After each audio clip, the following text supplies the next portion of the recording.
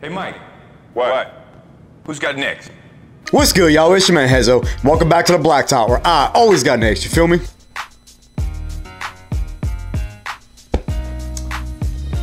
Just when you thought the Hawks have turned the corner this season, win 5 in a row, you drop 2 in a row. I just don't get it, man. This team is so damn inconsistent, and I'm tired of it. I'm so tired of it. Subscribe to the channel if you are new. Leave a like on the video. We are on our way to 1,000 subs. We are just under 30 away, so we are almost there. We keep inching closer and closer. So if y'all can help your boy out, I would greatly appreciate it. So with that being said, let's get right into it. So real quick, I just want to give a shout out to everybody that tuned into the pregame live stream.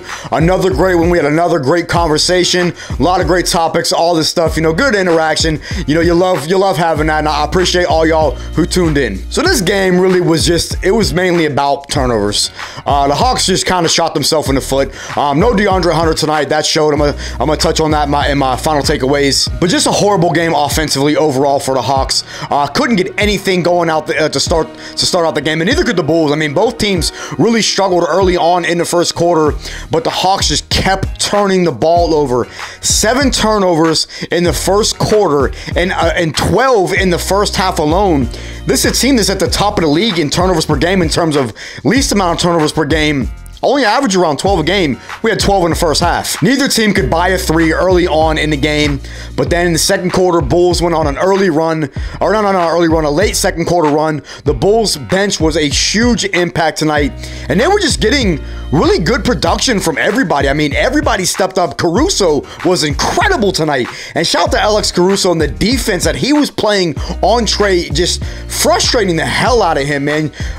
Alex Caruso was a big reason why the Bulls were able to kind of put the clamps on Atlanta, force turnovers, and now granted, a lot of those turnovers were unforced, but the Bulls bench just made a great impact tonight, and they were a huge reason why the Bulls were able to win this game. Bulls closed out the half on a big run. Well, not a big run, but a good enough run to put them up 9 going into the half. DeJounte was really the only source of offense for Atlanta. Clint Capella had a solid game overall. Trey played absolutely abysmal tonight, and I'm going to touch on him later on in my final takeaways. This Atlanta team tonight just did not look the same. They did not play with energy. They did not play defense.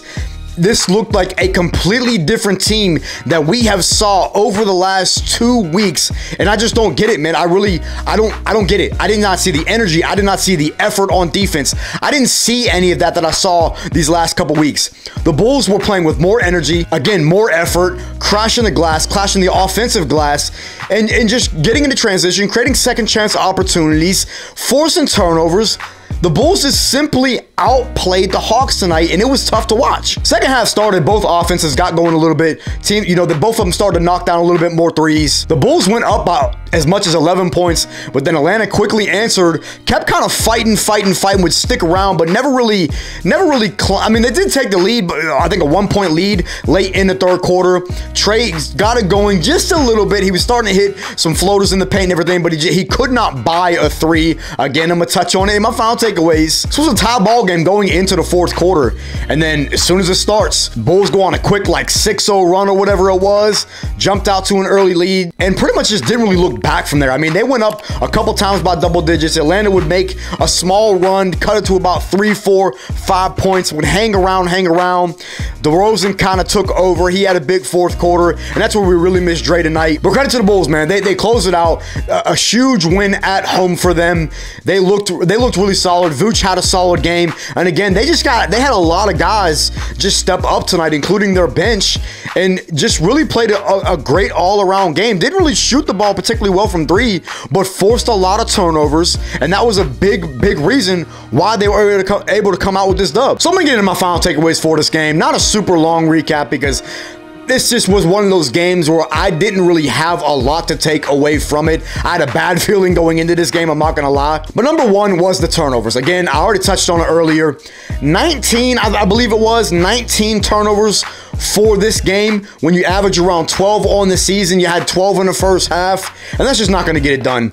You have to do a better job of taking care of the ball, and a lot of these turnovers were unforced turnovers, to where Trey would get caught, trying to make a play, and he would just throw it into a passing lane, and it's picked off. The Bulls going to transition and get an easy basket on the break. You cannot win ball games in this league with turning the ball over that many times, especially on the road. It's just unacceptable. It's unacceptable. I don't really even know how else to put it. It was just extremely frustrating to watch because it seemed like it was just turnover after turnover after turnover. So number 2 was the Bulls bench. The bench came in and immediately made an impact early on in the game. It made an impact throughout the game, especially Alex Caruso. Again, I already touched on him earlier in the video, but Kobe White was making an impact, knocking down shots, getting into transition. Derrick Jones Jr. had some solid minutes tonight. The Bulls bench overall, they had like, well, just in totality, the team had like 7 or 8 guys in double figures. They just played with more effort, more energy.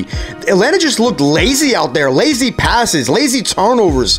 And that's ultimately was a huge difference. And while the Bulls were able to win this game, and credit to the Bulls, they came out and they were ready. They looked good. I would have thought that Atlanta would have came out with so much more energy after blowing the game against the Hornets. And then after the way that we lost the last game against Chicago with the Bulls celebrating on top of John Collins, I would have thought that they would have came out with more of a mission to get a statement win, and we didn't see that. So number 3 was the absence of DeAndre Hunter. Now, obviously, we know we were missing Double O as well, but specifically DeAndre Hunter, because of the perimeter defense and just the overall defense that he plays on DeMar DeRozan.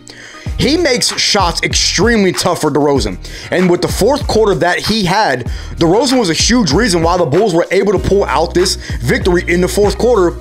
With no Dre, we had nobody to guard him in that mid-range area where he's so smooth with, so smooth in. Dre's importance for this team is so high with the defense that he brings, the mid-range jump shooting that he brings, and just his ability to knock down open threes.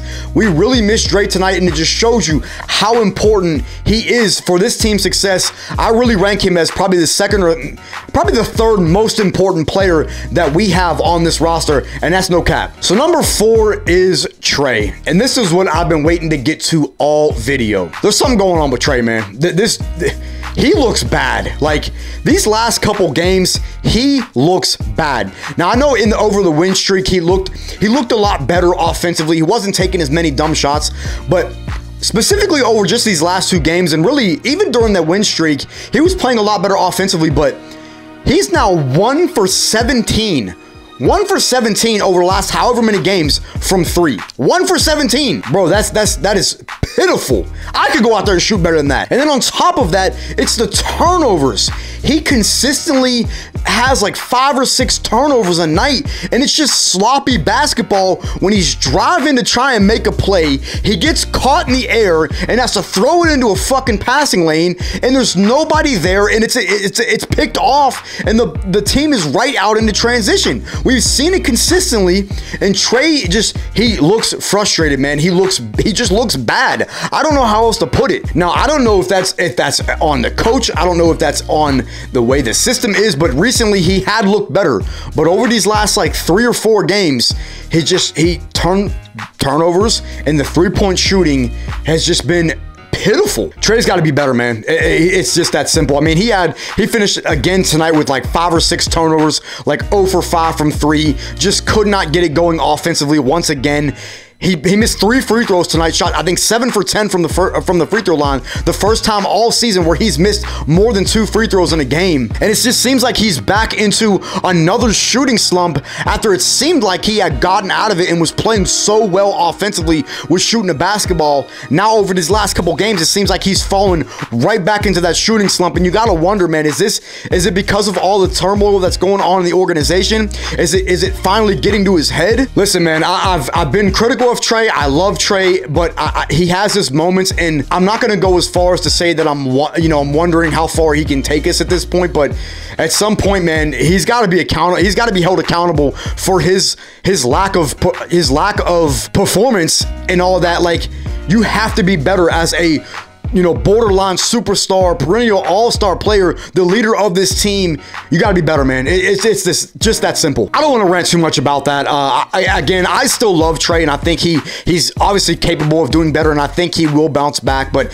he's got to find it within himself to clean up his play with the turnovers and the poor shooting to get this team back on track. We now fall to 500 after being 2 games over 500, fall back to 500, and we just keep, it seems like now after that 5-game win streak, we dropped 2 in a row. It seems like we're going right back to where we were earlier in the season, where we were struggling and finding offense, and it's just not a good look, man. It's very hard to tell with this team and where this team's gonna be come playoff time. So I'm pretty much leave it there, man. Not a super long recap, just another frustrating loss, man. I feel like this was a game that we really could have won, and we should be on a 7-game win streak, but shoulda, coulda, woulda, man. It is what it is. We have a very tough stretch of games coming up. I touched on that in the pregame stream. We have now, this was the first game on the road. We now have the other 6 of 7 games on the road. We have OKC on Wednesday night. That's going to be another tough game because OKC has played a lot better as of recent. It's going to be very interesting to see where this team comes out of this 8-game stretch. If we do not come out of this 8-game stretch at minimum 500, but really 5-3, I think it's an L. You cannot come out of this 8-game stretch with a losing record. This is going to be a season-defining 8-game stretch, in my opinion, because a lot of these games are on the road, and that's where a lot of teams are battle-tested, is can you win ball games on the road, and can you face adversity when a team is down? And that's what we're seeing. This team has an uphill battle to climb after being on that 5-game win streak, now dropping 2 in a row. It's time to step it up, man. We're getting closer to playoff time. We're getting closer to the All-Star break. You have to turn it up at this point and turn this season around after dropping 2 in a row. It's unacceptable. Get back on track. Leave your thoughts down in the comments. What did y'all think about this game overall? What are your expectations for Wednesday night and the rest of this 8-game stretch? Leave a like on the video, and I will catch y'all next episode.